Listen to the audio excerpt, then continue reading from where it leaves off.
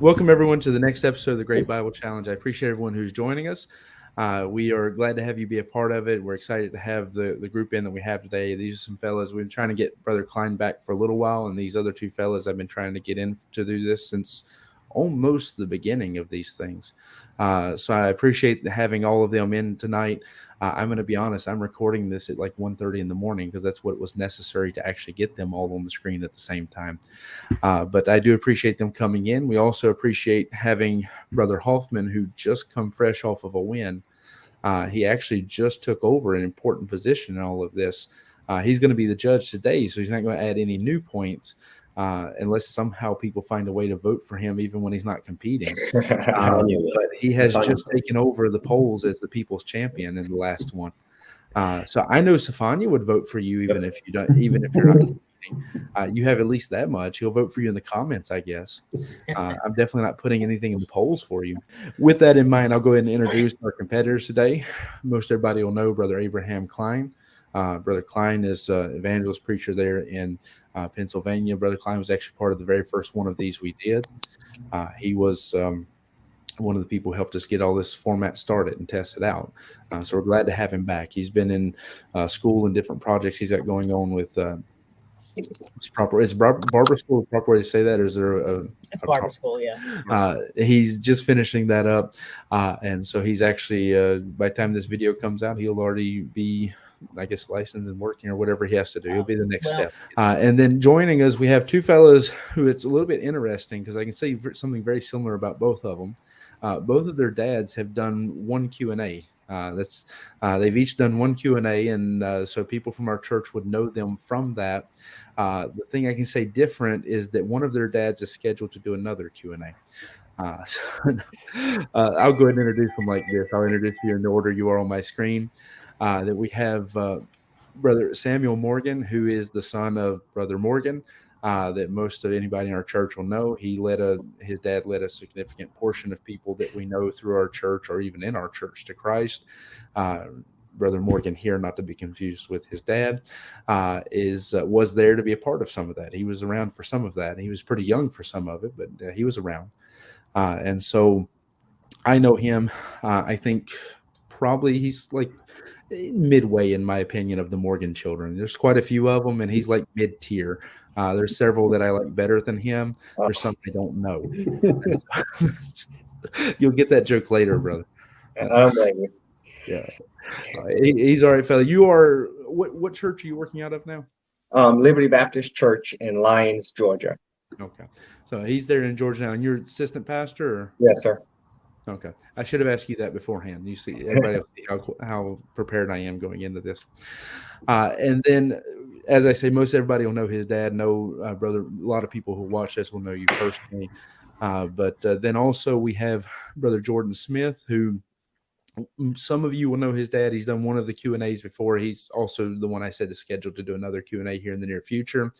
But his dad has been involved in some of the stuff we've done in the past, and I've been trying to get Jordan to come for a little while. But he is a missionary, and you are going to Albania? Yes. To work with the deaf, right? Mm-hmm. Work with the deaf in Albania, and you are out of Cleveland, Ohio, out of yes, or that area. Mayfield Village Baptist Church. Yeah. For tonight, we'll go ahead and get our questions. So I'm going to ask Brother Hoffman if he will. He's going to read the questions for you. Number 1, what is the greatest insult given to someone by Jesus Christ? Question number 2, which Mary was the greatest follower of Jesus in the Gospels? Question number 3, who is the greatest example of a young person following God? Question number 4, what is the greatest event in the life of the prophet Daniel? And question number 5, what is the most important thing to do when we face persecution? All right, so there's our questions for tonight. As most people know, usually they're attached in some way to a theme or something going on with the church. The first one, of course, is actually just a flip on the question I think we started with last time. Mm-hmm. No, it wasn't the last one. When we started with, it was one later. But it was just a flip on a question from the last one, which was the greatest insult not given by Jesus. This is the greatest insult given by Jesus. The second question, I have to be honest, it started off as an entirely different question. It was quite a broad question. It was who is the greatest follower of Jesus in the Gospels outside of the 12 disciples? And everybody gave me an answer of Mary, this Mary, this Mary, this Mary. And so I just said, okay, I'll save that question for later, and we'll ask the question of which of the Marys was the greatest follower of Jesus then, since all the answers were Mary. The choice for the young people is because we have the conference. This will be coming out after. We're recording before, but it'll be coming out after our conference about following Christ. So I wanted to ask a question about following Christ. So that's why the question about Mary being a follower, and then also the question about which young person is the greatest example about being a follower. The question about the life of Daniel is because that's our series we've been going through this month, looking at serving God in persecution. And that's also why our fifth question is about persecution, because we're looking at the life of Daniel and looking at serving God in persecution. Unlike most of my Bible challenges, I probably didn't need to explain that, because this will be coming out at the end of the month instead of the second Saturday. And so you've probably already figured all that out. A lot of times I have to tell it because it's foreshadowing future events. All right. So with that said, we're going to go ahead and get into our first question, which is, what is the greatest insult given to someone by Jesus? And so for this question, because Brother Kline has competed before, he is more familiar with the format. We're going to throw him out there first. Then Brother Morgan's going to come in behind him, and then Brother Smith. So we'll go ahead and get into the question.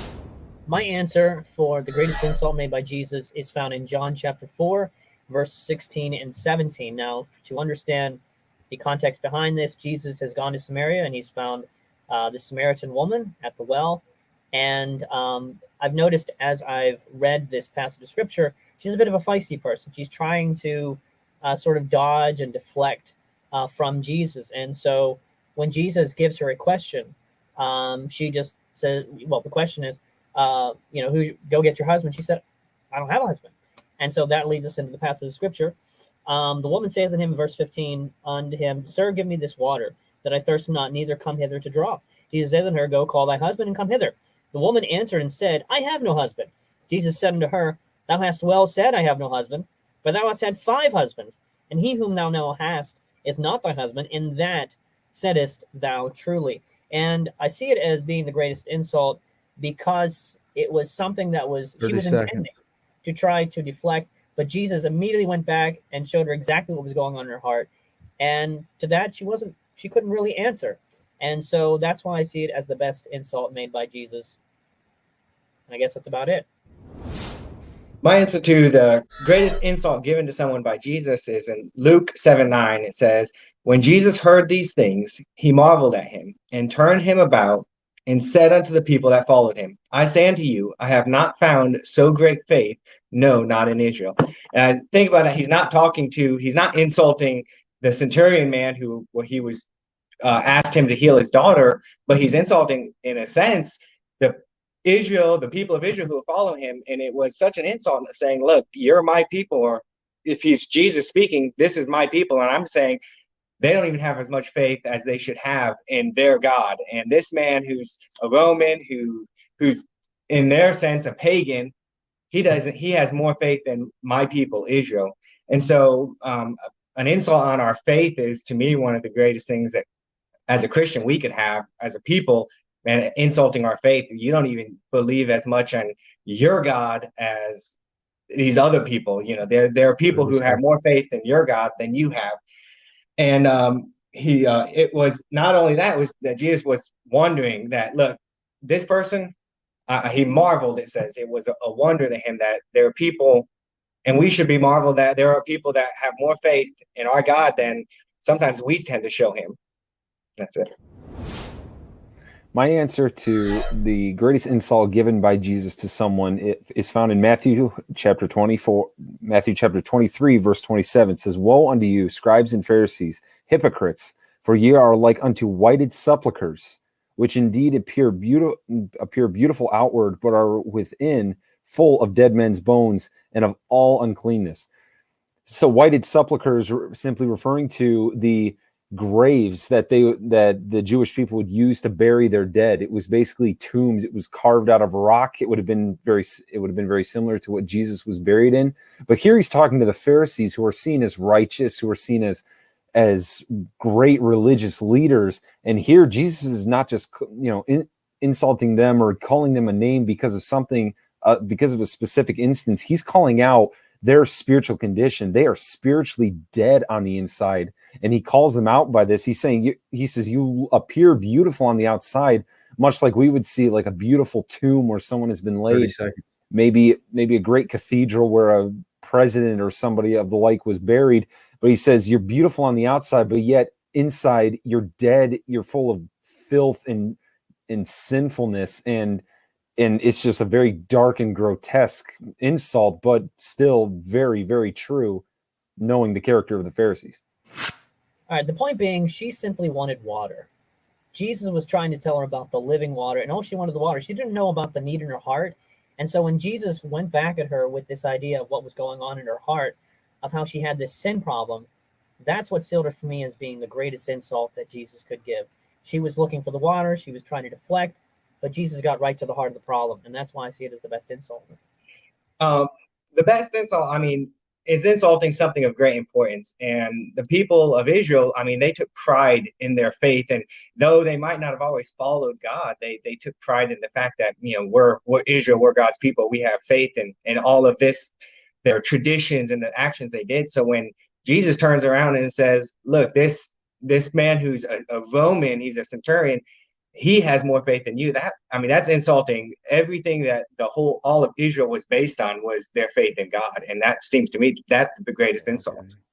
All right. So when it comes to the Pharisees, we see the Pharisees. They were very, very wealthy. They were a very very wealthy, very righteous group of people. They used to have a lot of ruling power back in the times of Israel, before the time of Jesus, before the time of the Roman Empire, and they were still upheld as the righteous people of Israel, and they were revered and in a way almost worshipped by the people of Israel. And Jesus was very, very kind throughout his entire ministry to people who saw their need for getting their heart right with God. But when it came to hypocrites and people who should have known better, and the Pharisees certainly fell into that kind of group, Jesus was very, very pointed with them. He called out their sin specifically. All right. We appreciate those answers, all good answers to the question. I appreciate personally that there was quite a bit of out of the box. Like when I asked the question, I was expecting to get several verses like unto what Brother Smith gave, some of that stuff. But in reality, the two of the answers out of three were quite outside the box. Now with Brother Kline's, I was waiting for you to tell me once you told me the passage, I went and read it and I said, I think that's where he'll probably go, but I was waiting to hear it to be sure. With Brother Morgan's, as soon as you told me, I realized, okay, I know what his insult's going to be here. Like this is what the insult he's targeting. And so I really think there should be a lot of credit given for the outside the box thinking on that, especially that with the faith. I have to say, I really like that is something.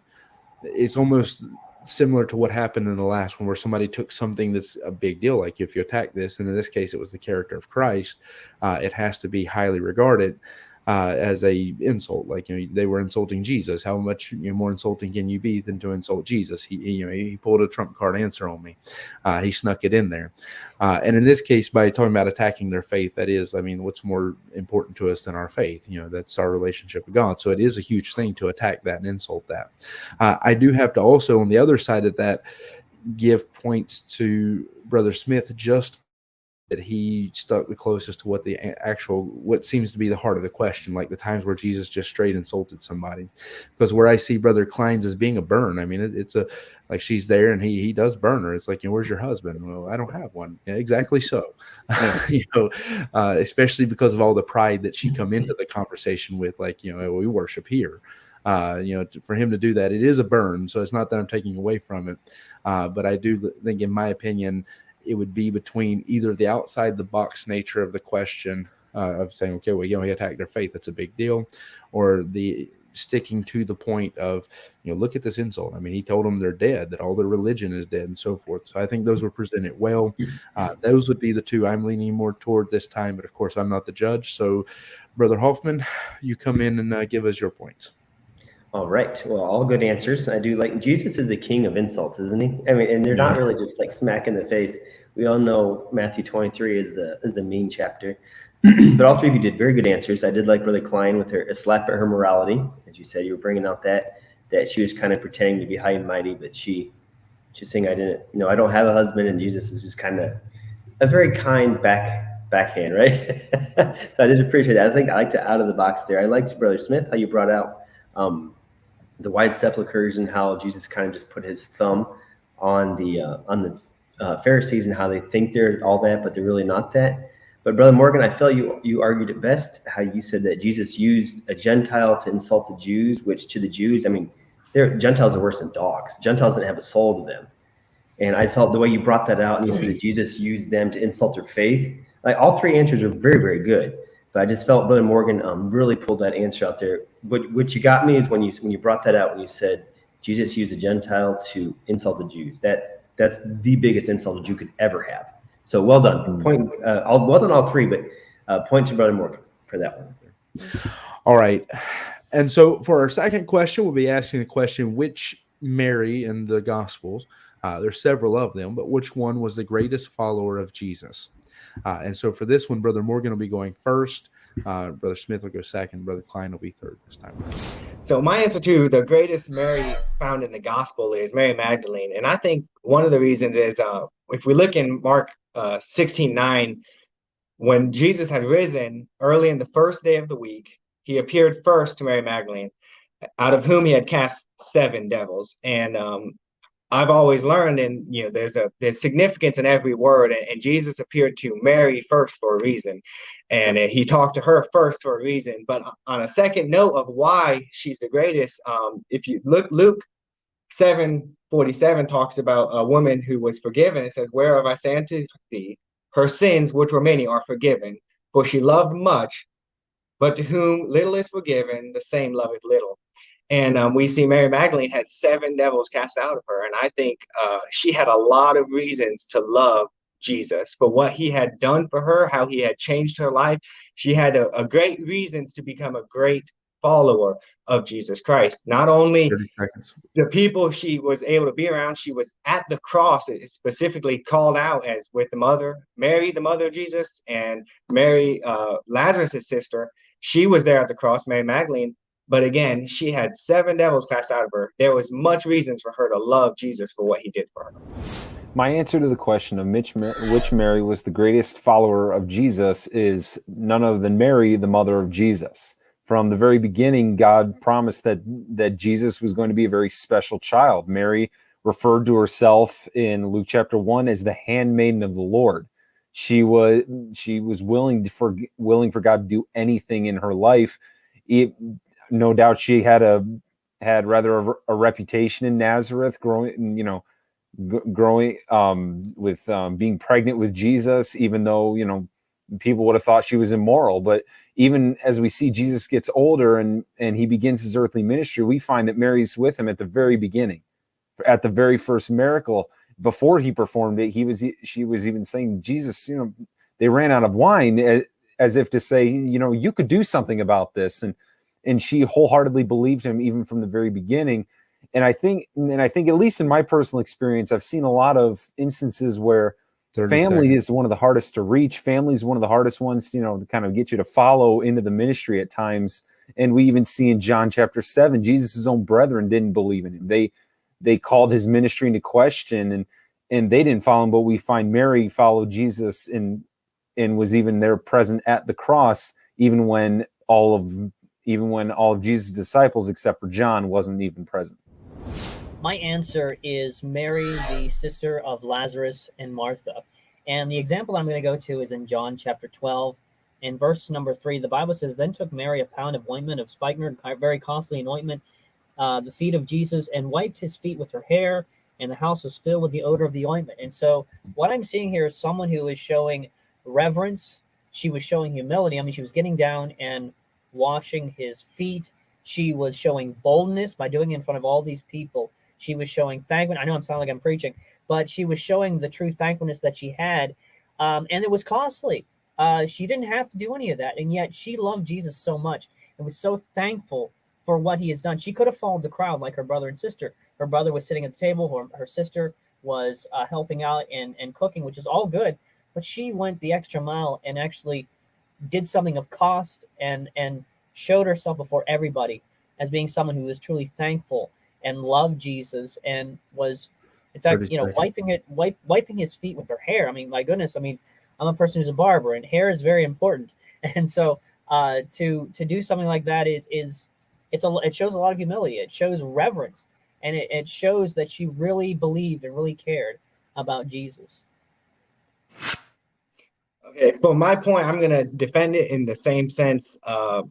You see often in the Bible, there even in life today, many people who it tends to be they who have been forgiven much, they who have been had the rough life, who had lived in the sin. When they were forgiven, they became the opposite of what they were. When they were defending the devil, they have turned around and they're defending Christ. They fight harder, they fight stronger, they'll go further in their faith because, again, they've been forgiven much. They've seen the bad side of things, and they've seen what the Lord could do in changing their life. And I think Mary Magdalene falls right in that group of somebody who has done much, has been forgiven much.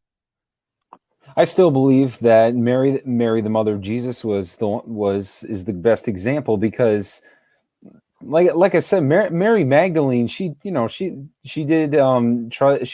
in the Lord. The Lord did help her, and we see Mary, also Mary, Martha's sister. They were both helped by Jesus specifically. We see that, but we look at Mary, Jesus' mother, and we could say she was inconvenienced a little more. I mean, she had to give birth to him after all. She had the job of raising him, and I'm sure raising a perfect child was not something that was simple. And I mean, Jesus did cause concern, when he was left behind or he stayed behind rather in Jerusalem. So we see Mary decided to follow Jesus definitively. Okay. So as far as Mary Magdalene and Mary, the mother of God, I would say, as far as the idea of Mary, the mother of God, Mary, the mother of Jesus, is that, she definitely was there. But if I could say, in some ways, she was more like, I mean, of course, moms are going to support their kids, whether he is the Son of God or not. And as far as Mary Magdalene is concerned, that's great. But also, Mary went that extra mile by going and using that costly ointment. She was doing those extra things by showing herself to those people and was showing that she truly cared. She truly loved Jesus, and she was willing to humble herself to do that. All right. So again, everything was argued very well presented. I appreciate what each of you fellas brought. You did have a key thought you were trying to present, and that's one of the main things you have to do, is have that key thought that you're building your argument on, while also being able to present why it is the reason. So I appreciate each of you did that. For me, like last time, I narrowed it down to two who were my choice. In this case, I can do the same. I can maybe give reasons later. But I'll, for now, just keep it kind of short to say that I'd like to hear your notes, because I am conflicted between two of them right now. I'm not sure if I want to pick, so I'd love to have your opinion. Okay, then I'll lean into it a little bit more. That my notes would be with Brother Morgan, that I appreciate what you brought, but it was mostly built on the hypothetical of this is why she served. And so it's more so built on what potentially was there than what we know about her. And in fairness to you, it's because biblically we don't know as much as people tend to think we do. In fact, we tend to mix some of these Marys up and add details to one or the other based off of that. And so it's that we don't know a lot. We do know she was a follower, and what she brought was fair. But that's why that was the lower one to me, even though it was well presented. The other two, where they come to for me, and it's pretty close. I mean, I don't know that I have a definitive answer of the two of them, but it really came down to the fact that I think you brought some good points on Mary as the mother of Jesus, that, she was someone who for his lifetime followed him. It wasn't a short period for her. She did that. I do have to say that probably there's a little bit of personal bias on my side, because if you had asked me to answer this question, I probably would have went with Mary Magdalene, just because of the dedication on her side. But the problem is I can't let my personal bias make a judgment. I'm not allowed to use that. So I do think you fellas both presented them well. I think you each had your points. So Brother Hoffman, you're going to have to make the final judgment on that, because I don't think I'm giving you much help. I can narrow it down to two. That's about the best I can do for you. I have the same two as you. Ben Morgan, you did a very good job too, but that's more focused on what her sins were forgiven, not really what she did. But I did like the point. I did like the point that you said that Jesus appeared to her first, so she obviously was very special.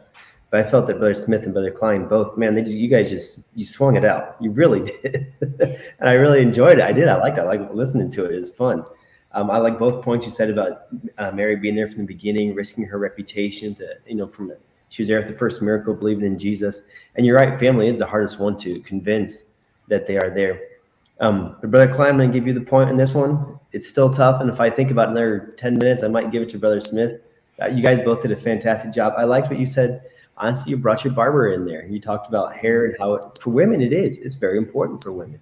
That's degrading for her to wash someone's feet with her hair. And the way you brought that out there and how she spent so much money on it. I mean, she didn't have a lot of money. She spent pretty much everything she had on there. She did it in front of everyone. She was bold, and the disciples weren't there. And you didn't bring it out, so I can't count it into it. But even the disciples kind of looked down on her for it. Where if you had brought that out, they would have been hands down. But I'm still giving you the point anyway. But just because of the way she humbled herself, went the extra mile, and but very well done, all three of you, very, very well done. All right, and then for our third question, we'll be asking, who is the greatest example of a young person that followed God? So we'll be looking to this with Brother Smith going first, then Brother Kline going second, and Brother Morgan going last on this one. I believe the best example of a young person following the Lord was Samuel. He was a promised child, the son that Hannah, his mother, prayed for. As a result, she ended up giving him to the Lord for full-time service.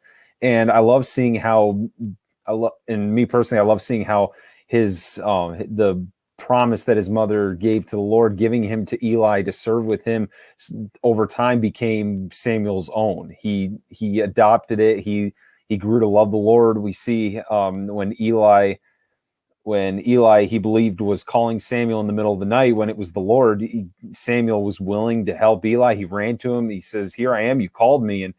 And finally, when Eli said, "It's the Lord calling you, speak, for thy servant here," Samuel said that immediately. He was very willing to hear what the Lord had said.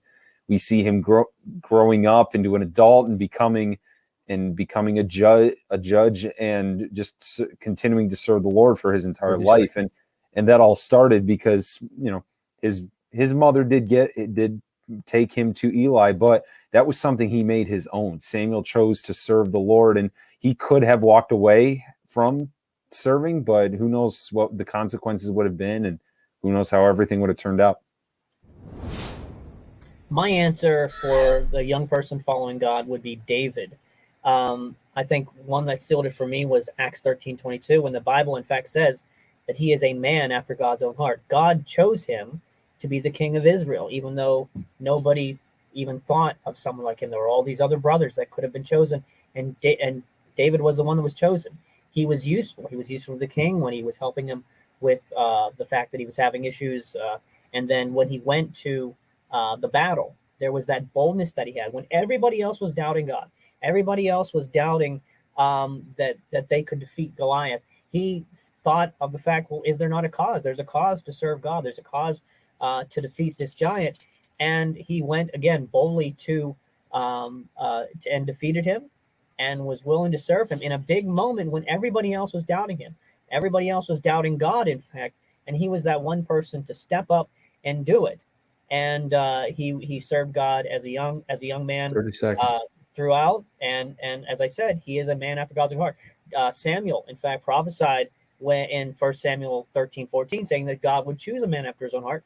That was David, and then God used him throughout his life, especially as a child, to be able to serve him throughout that time, defeating Goliath, helping Israel, and everything else that went in place with that.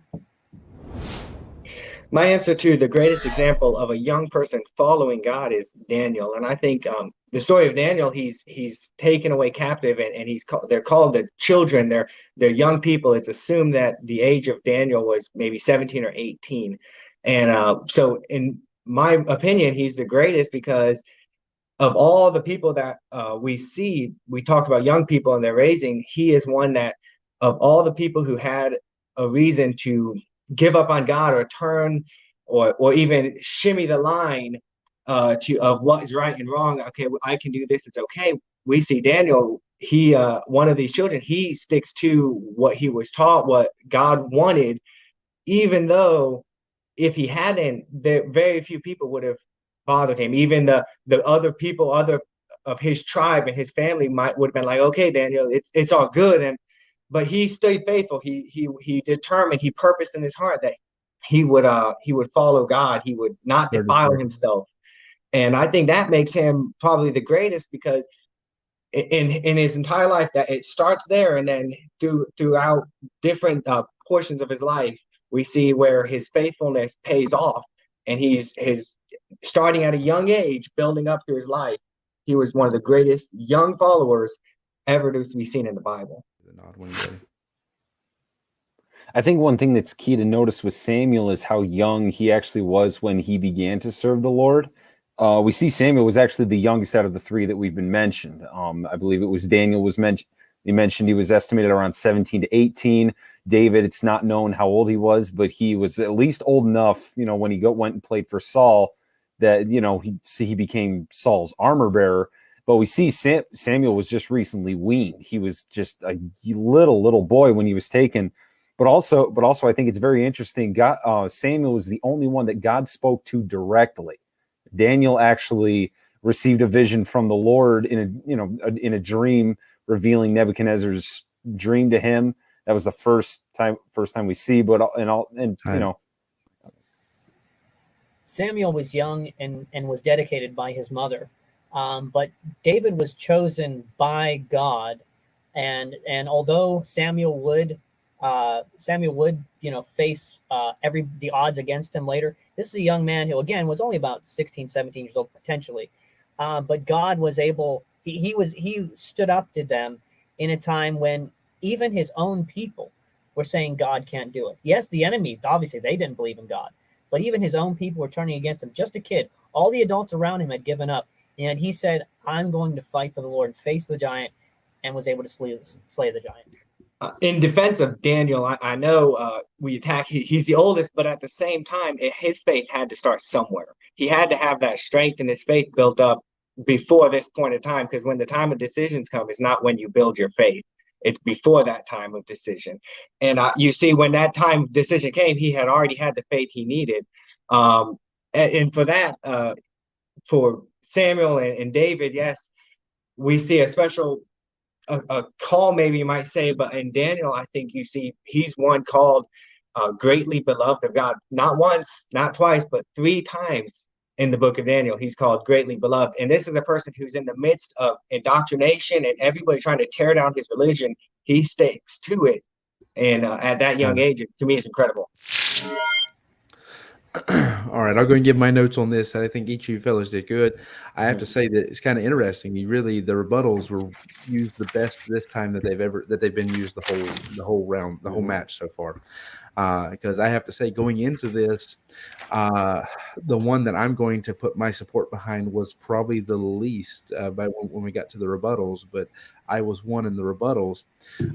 Whereas on the other side of that, the one who had me, like you had my support prior to the rebuttals, actually dropped down because the other rebuttals were that good. No offense to that person. And so at the end of the day, it was actually quite impressive. And maybe I shouldn't even say now who that was. But I think Brother Kline, going into the question, into the rebuttals, you actually had my support at that point. It's like, that was good. I liked what you'd brought out. Everything was good about David. And then I have to note that Brother Morgan, they took a good shot against you with the age, but I appreciate that you preemptively dealt with that. Like you addressed it head on. But I think your comeback was good. You dealt with that, and your response to all that was good. But in terms of just the rebuttal, I think going into it from the question, like if we had no rebuttal, I probably would have put my support, obviously, see by this point, between one of the other two. But once we got to that rebuttal, I think, Brother Smith, you come out swinging really hard on that, and you brought some really good stuff. I mean, one about the fact that all of these people were followers, but he was full-time in Christian service before he barely able to walk or anything. He's barely doing anything, and he's full-time in Christian service. That's something incredible to be taken into account. So I appreciated that, but especially that fact that God spoke to him directly, and he was a prophet of the Lord. That's a really nice note to have thrown in there. So, like I say, going into the rebuttals, I think probably I was behind Brother Kline the most. Brother Morgan, you were there in the middle. And then you two flipped spots across the rebuttals to where Brother Morgan kept the middle, but the other two just flipped across over top of you, because that was just a really strong rebuttal. The answer up front was Brother Kline's was really good, but in the rebuttals is where you pulled me to your side, Brother Smith. So, of course, I don't get the final say, so I wouldn't get too excited yet. Brother Hoffman apparently has somebody he's behind. So. Well, I'm hoping that I'm in a clubhouse here. I'm hoping these kids don't run inside. There's some random kids running around outside. So I'm going to disagree with you, Brother Haley, about the first one, because actually Brother Smith won me over in the beginning, and then he just pounded with the thing. I really liked when you said, I like actually all three. David was great. Daniel was great. These are good answers, and you guys argued them very well. But I like how Brother Smith came out and he said, what I really liked is when he said he made the promise his own from his mother. Mm-hmm. That was good. That was great. That was fantastic, because Brother Kline took a shot at Daniel very well. But he had kind of preempted that with said, hey, he made it my own. And said, my mom did it, his mom did it, but he preempted it by that. Brother Kline, you made a lot of good arguments there. He stood to the doll, so he fought the giant, defeated the giant. Brother Morgan, I really liked it when he said that his faith had to start off somewhere young when he's by himself. I mean, fantastic answers, both of them. But Brother Smith, with that promise became his own, then you said he's youngest of the three, and how God was the only one that spoke to him directly. You blew that one out of the water. The other two answers were fantastic, but yours was just so good they couldn't come up to it. So we're going to go with Brother Smith in that one.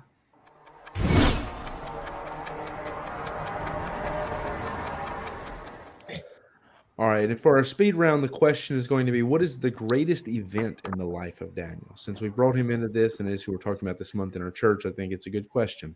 So what was the greatest event in his life? And for this one, Brother Kline will be first again. So we rotate back up. My answer for the greatest event in the life of Daniel was the prophesying of the downfall of Belshazzar.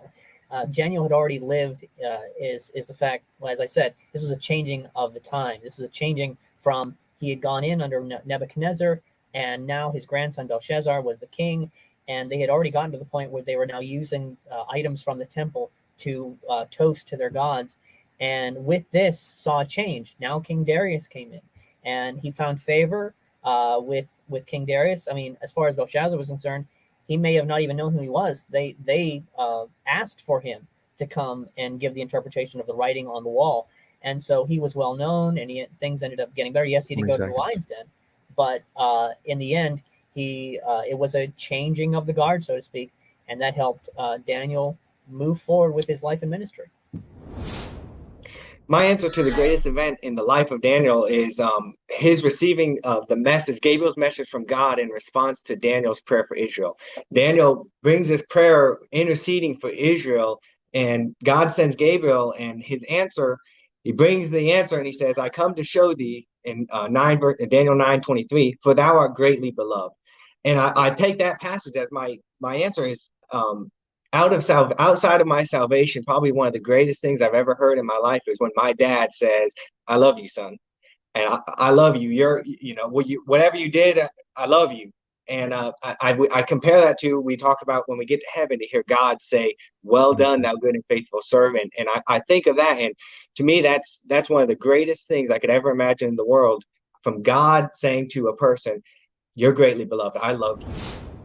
My answer to the most important event in Daniel's life has to be Daniel chapter 1. All the events that happened there, starting first of all with Daniel purposing in his heart that he would not defile himself with the king's meat, and then him going to the eunuch asking for them to be able to abstain, and all those events that led up to that. It was that moment that all the other things that happened in the book of Daniel were great, and they were phenomenal events, but everything came down to this one choice.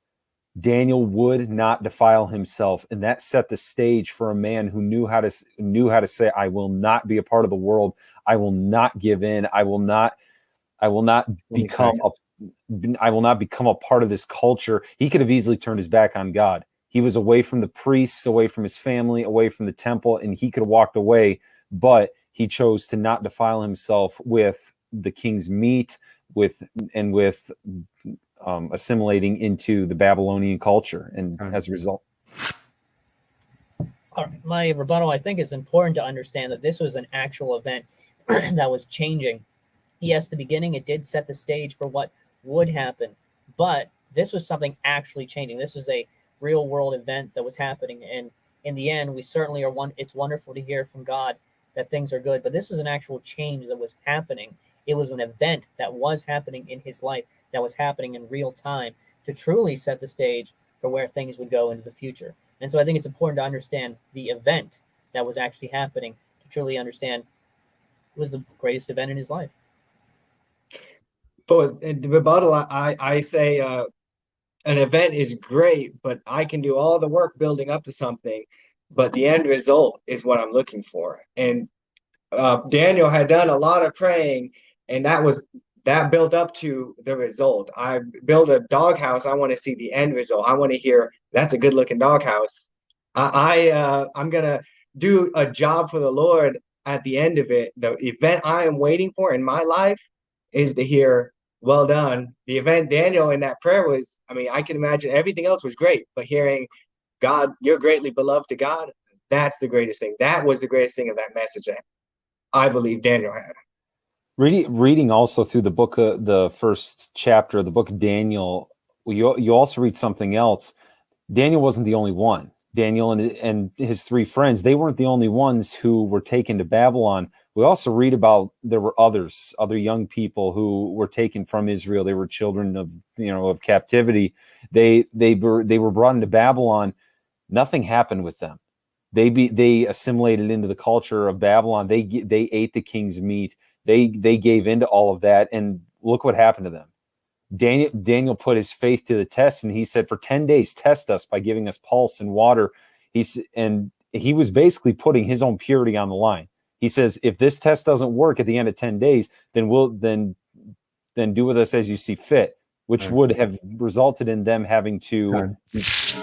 Yeah, going into this, I have to say that I appreciate the events. I was actually interested as they were coming, like as you were giving your answers, submitting them beforehand with each of them. I sometimes will go look up stuff and try to figure out where you're coming from with this, but sometimes when I know I'm going to have a say in the judgment, I like to be surprised a little bit. So this was one of those where I read it, but I didn't really put a lot of thought. And so especially in the case of Brother Morgan, I didn't really think about where you were going with that. And so I appreciate what you brought to it once I actually heard your answer. I have to say that if the question, I should have phrased the question. In fact, it was my intention. I didn't realize till after I sent it to you, I didn't phrase it this way, was the most significant event. Then there's for sure one answer here that would have won. Now, I didn't phrase it that way, so don't worry. I'm not changing the parameters on you after you've already given your answers. I'm saying that was for me what I was looking at.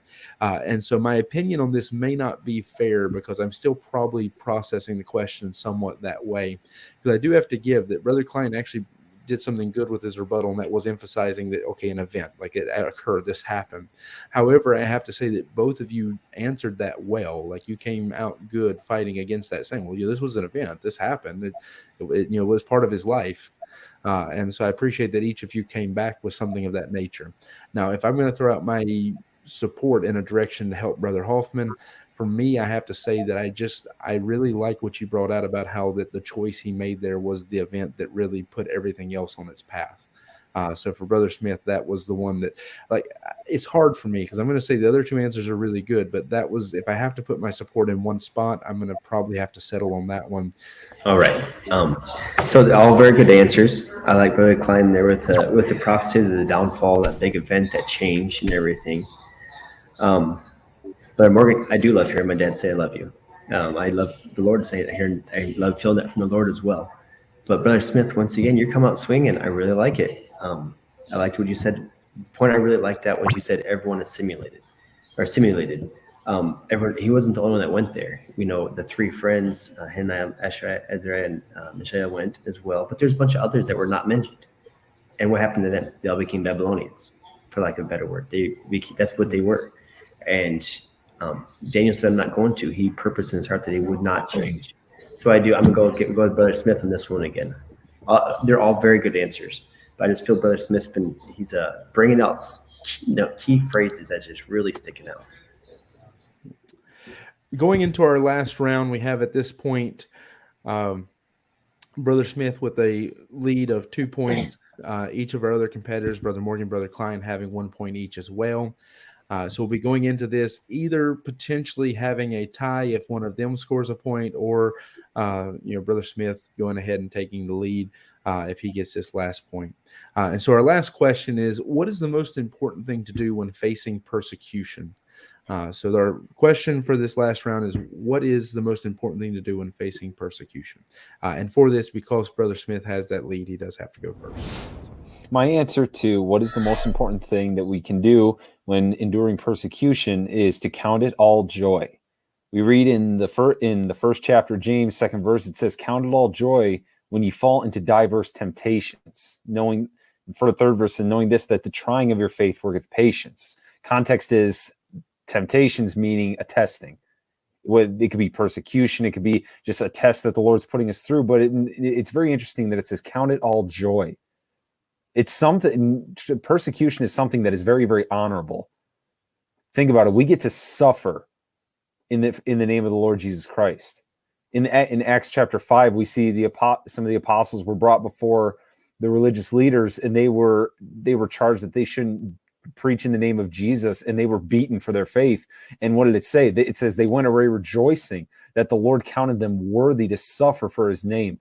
When we suffer persecution for living righteously, and in 1 and in 2 Timothy, it does say 30 seconds. that all that live godly will suffer persecution. If we're being persecuted for our faith, that's a high honor. That's a glorious thing that we are enduring, because the Lord himself is counting us worthy to suffer for his name. And I believe that's something very, very joyous, even though it's a painful experience. That's something that we can enjoy, that we can rejoice in. I think the greatest, most important thing to do when facing temptation is waiting on the Lord. And Isaiah 30:18 says, "And therefore will the Lord wait, that he may be gracious unto you, and therefore will he be exalted, that he may have mercy upon you. For the Lord is a God of judgment. Blessed are all they that wait on him."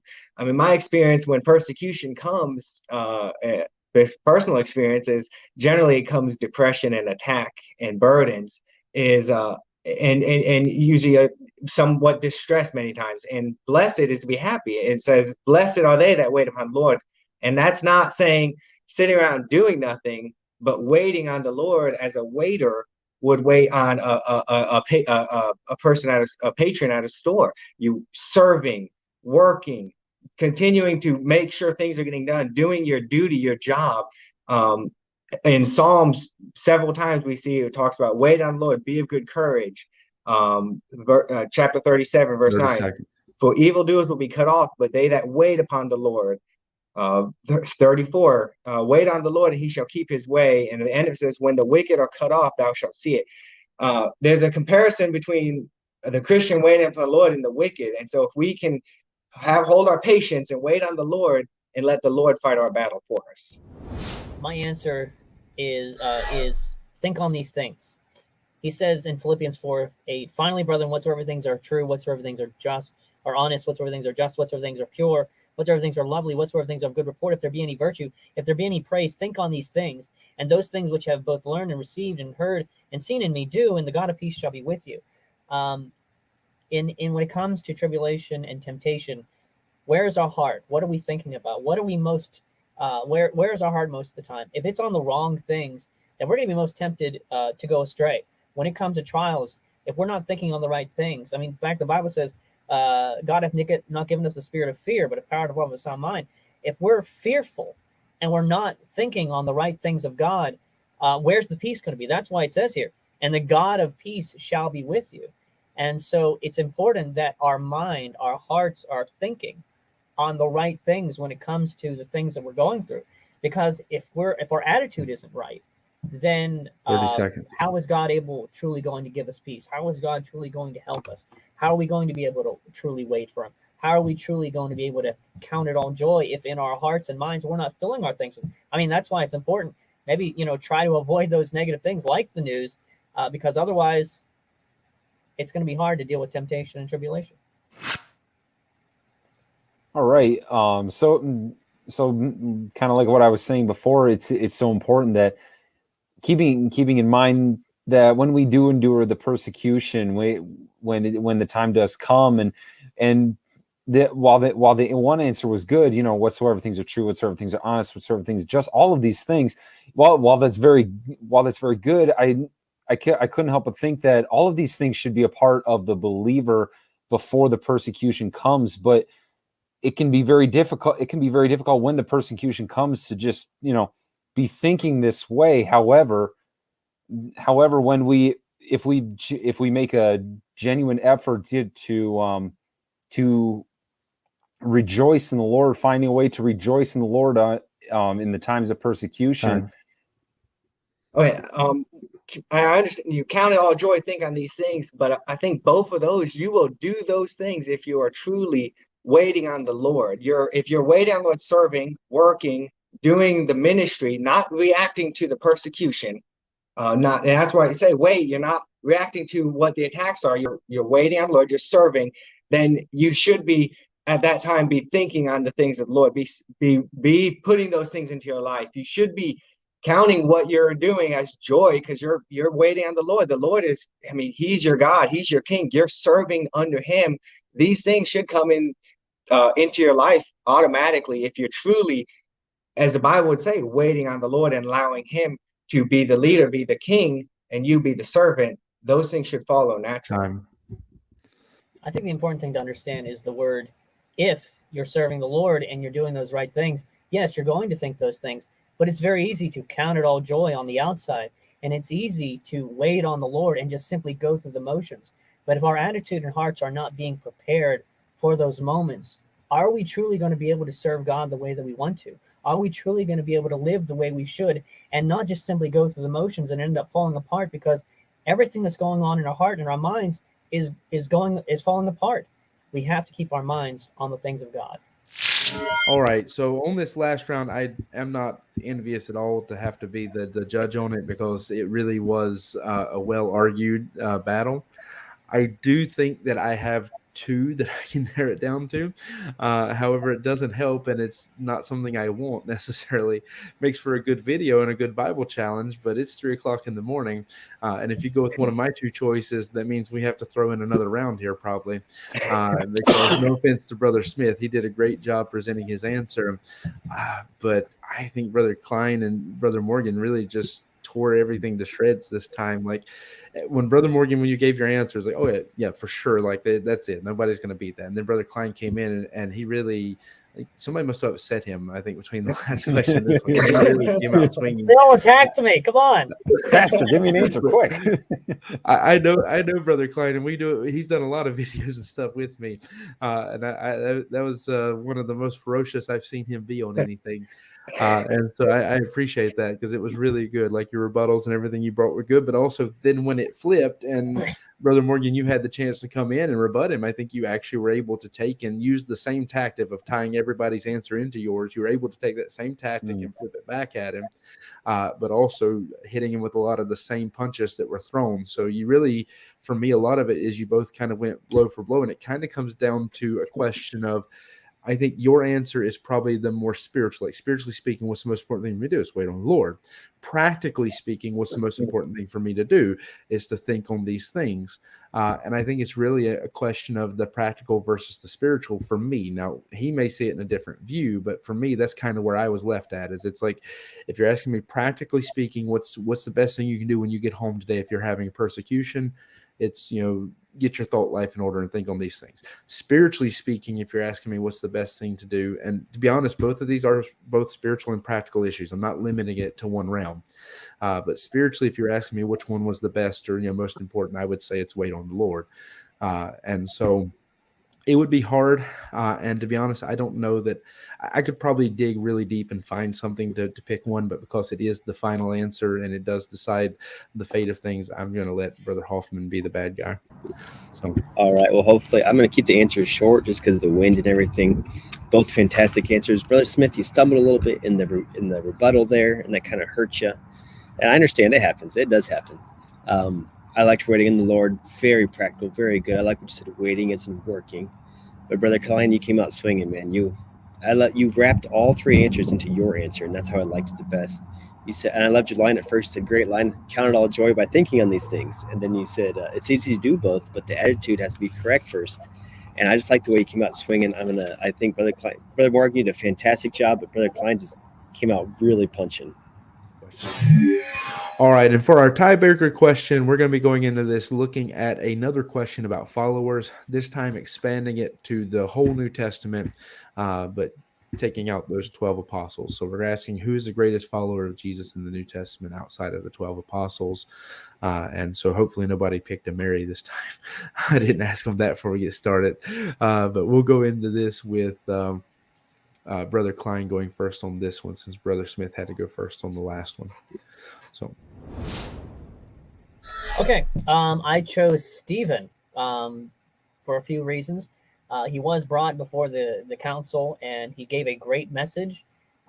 It was going through basically the entire history of Israel, and the Bible says they were cut to the teeth. So they were definitely convicted by what he said, but of course, unfortunately, they turned against him, and he ended up dying for his faith. And he was so concerned about the souls that were there that he said, "Lay not this to their charge," and he just gladly gave his life and laid it down. And so I see him as being the greatest 20 seconds. example of a Christian in the New Testament.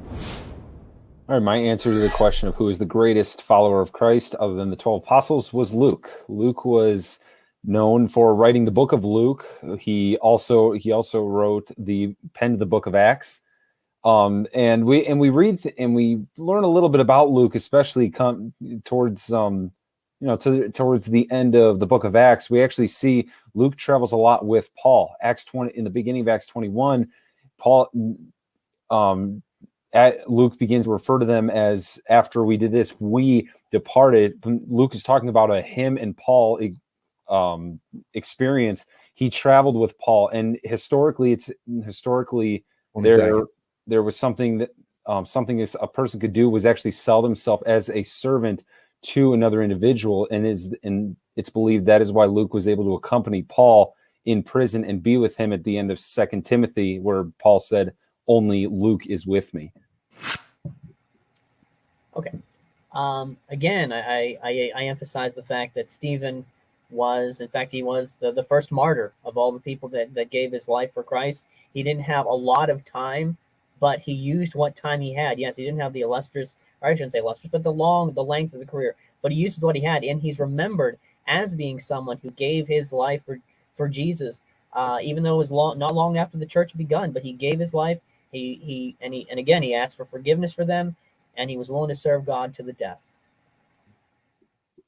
And on that note, with Luke, it was a very, very similar situation. Luke did not join Paul until a lot later in his ministry, after Barnabas and John Mark and later Silas.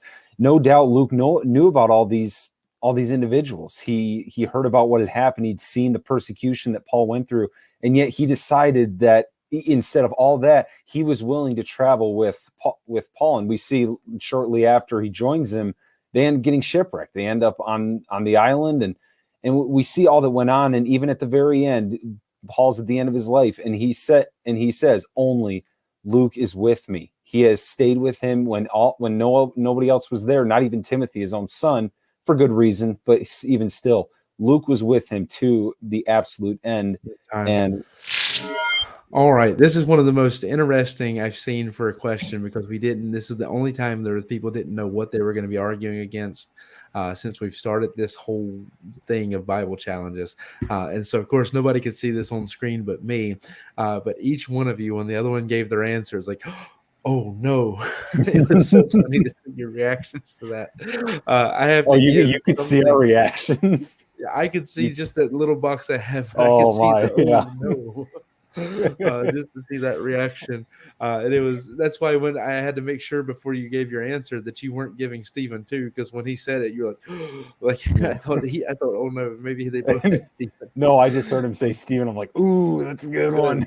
They're both good answers. That's the thing, is I have to say, for having to come up with these on the spot and present them on the spot and come up with your arguments and all of that, you guys both did great, because this, for me, for tiebreakers, is probably one of the best tiebreaker rounds I've seen maybe it is the best. I think. No offense to Brother Hoffman, but I think, in my opinion, it may be the best I've seen on a tiebreaker. His was good too, though. The one I was in was cheated, so I'm always gonna have a negative opinion of that. Okay. But you fellas both did great. I don't know that I have anything to contribute to decide who the winner was. I know I have to give that it's at least a nice little trick. That you use the thing about Luke, since we had talked about that before all of this. I have to give some points for creativity on that one.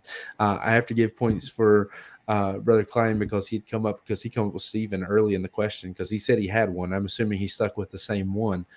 So you held on to that answer and kept it even when we were bouncing back and forth questions, and then you argued it, presented it well. I think there's some notes both of you could have added to have made your answers better. But again, that doesn't come into the question. And also you had like a minute to prepare your answer. So I'm definitely not going to count that against you. So with that said, I'm going to hand it over to Brother Hoffman. He's going to unmute himself and he's going to tell us who's the winner of this Bible challenge. Guys, you did a fantastic job. You both did. And both the answers were excellent. And especially given the fact you only had a minute to do it. I mean, it was very good. As brother and brother juniors, that's for sure. But Brother Smith, I like you said only Luke remained. Brother Kline, I like you said that Stephen was the first martyr. And really, I liked them both. And this is very difficult. I was kind of hoping Brother Junior would help me with this, but he's not giving me any help whatsoever. But like Kline, I'm gonna have to go with you. You brought the first martyr. You brought the fact that he asked forgiveness. He was willing to serve the Lord to his death. Brother Smith, you did a fantastic job. You pointed out about Luke and staying to the end and willing to sell himself to Paul, and that was good. But he didn't go all the way to. He was willing to go all the way to the death, but he didn't have to. Whereas Stephen went all the way to the death. And Stephen was the first of many, many martyrs. Too many martyrs, that's for sure. And both fantastic answers. I really wish I didn't have to pick a winner, but Brother Kline, I think you won this one. I think you picked well, brother. You can go ahead and celebrate, Brother Kline. You've won the Bible challenge today. So, all right. So we officially have our winner of this episode, is Brother Kline. You guys all did a great job. Said Brother Morgan couldn't be here; he had to go do some work there at the church. Yeah. But he really. Each round, he was one of those guys who just like you could have picked him on any round other than he, of course, won the first one, but he could have won any of the other rounds, in my opinion, because you guys all did great. So he'll probably never know that I said something nice about him. And I tried to avoid saying anything nice about him. It's just been our relationship for a few years now. So he'll know about that, and people who know us will know about that. But since he's not here, I'll say it. That he really, like all of you guys, brought it really well today and did a great job. I'm excited for this one to come out. It's actually come out at the anniversary of our church, the 5-year anniversary. It'll come out the day of the 5-year anniversary of the church. I'm saving it for that because I was expecting it to be a little bit of a special one. So I appreciate you guys being a part of that with us, and I appreciate what was brought today. Thank you, Brother Hoffman. You couldn't be here, but you get to be part of the 5-year anniversary of the church with us anyways. So I thank you all for your time. Encourage anyone who hasn't, like, subscribed, any of that kind of stuff to the channel, go ahead and do it. Make sure you're a part of that so you can follow these. There's a Bible challenge every month. It's some of the funnest videos I know out there for teaching the Bible. It's something I really enjoy, and it's not just because I do it. I enjoy watching them and seeing what people bring. So I encourage you to share them, make them available to people, and then, of course, be here next month for the next one. Also, make sure if you're watching. Normally, I don't tell people where to watch, but these I recommend watching them on YouTube live. If you're going to watch it live, watch it on YouTube because we do polls there and you get to vote. And right now, Brother Hoffman's in the lead as the people's champion. I need some people to be voting against him when he competes in the next one of these. That way you can hold his lead back and I have a chance of catching up to him. So anyways, I appreciate all of this. Thank you, fellas. Thank you, everybody who's a part of this. We'll go ahead and close out the live stream and look forward to hopefully seeing everybody in God's house tomorrow.